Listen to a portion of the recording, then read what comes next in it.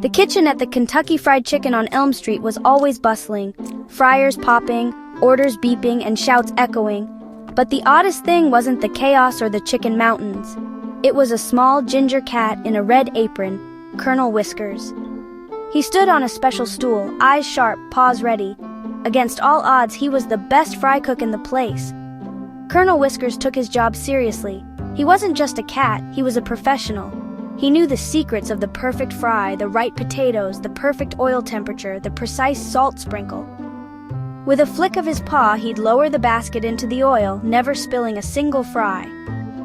He listened for the exact sizzle, eyes focused, conducting a symphony of frying. At first, the staff doubted him, but he was cleaner, faster, and never complained. All he wanted was a bowl of milk on break and the occasional fallen popcorn chicken. He communicated in meows and purrs. A sharp mew meant fries were ready. A deep purr meant he approved. The team learned his language. It was simple, efficient, the language of a master. Mondays were always busy. People needed comfort food, and Colonel Whiskers felt their need. He stretched, groomed, and prepared for the day. The first order beeped. Large fries. Colonel Whiskers took a deep breath, let out a determined meow, and got to work. The day had begun, and the kitchen's fate was in his paws.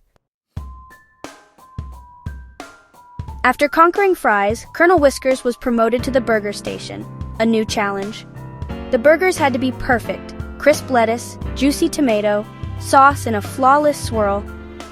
He approached the task with the same dedication, standing on his new stool, ingredients arrayed before him.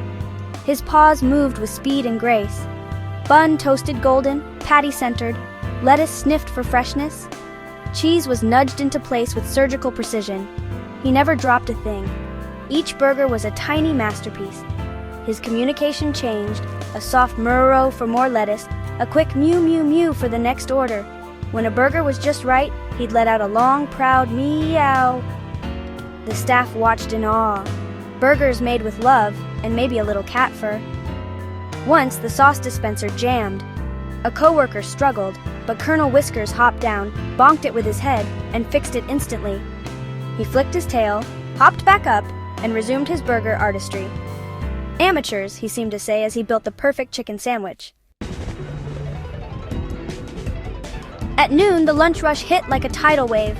Orders flooded in, burgers, fries, buckets, chaos everywhere. But Colonel Whiskers was a calm, furry island in the storm.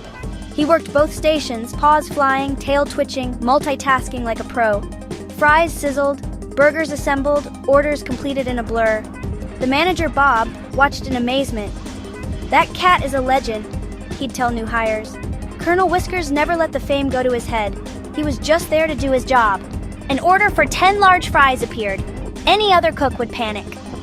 Colonel Whiskers let out a battle cry and got to work. Baskets filled, dunked, salted, 10 perfect fries lined up in minutes. He puffed out his chest and gave a single, proud mew.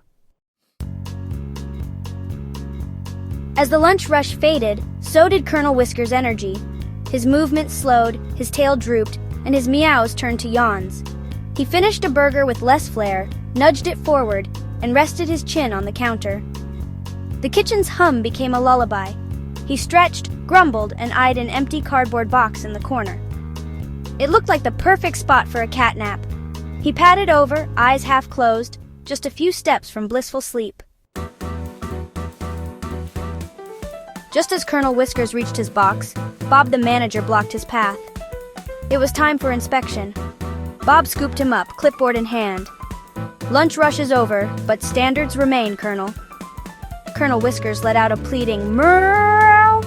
"Just 5 minutes, please?" Bob didn't speak cat. He carried Whiskers to the fry station. "Fryer's good, oil's clean, salt's full. Excellent work, Colonel." Whiskers gave a weak mew, dreaming of naps, not inspections. Bob checked the burger station. "Lettuce crisp, tomatoes fresh, sauce dispenser fixed. Good job!" He set Colonel Whiskers back on his stool. The cat slumped forward, half purring, half asleep, hoping for a break. Suddenly, the front bell rang. A woman demanded the manager holding a half-eaten burger. "No pickles," she complained, revealing 2 slices. Bob apologized. "We'll make you a fresh one on the house." "I want to see who made this," she insisted. Bob hesitated, then brought out Colonel Whiskers. The cat blinked at her, too tired to care, and let out a tiny meow. The woman stared, then burst out laughing. "A cat made my burger?" Bob nodded. She grinned. "Best story I'll have all week." She scratched Colonel Whiskers behind the ears. He purred loudly. Complaint resolved.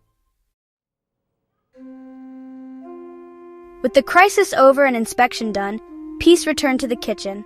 Colonel Whiskers' shift was over. He walked straight to his cardboard box, circled it, and curled up inside. His red apron still on, he let out a huge sigh. His work was done. Bob saw him, smiled, and gently draped his own apron over the box as a blanket. "Sleep well, little guy. You've earned it." The kitchen was safe, the food was perfect, and the best employee KFC ever had was fast asleep. As he dreamed, his paws twitched, perhaps chasing a laser dot or imagining a world without pickles. A soft purr filled the kitchen, the sound of a job well done, and a very happy, tired cat.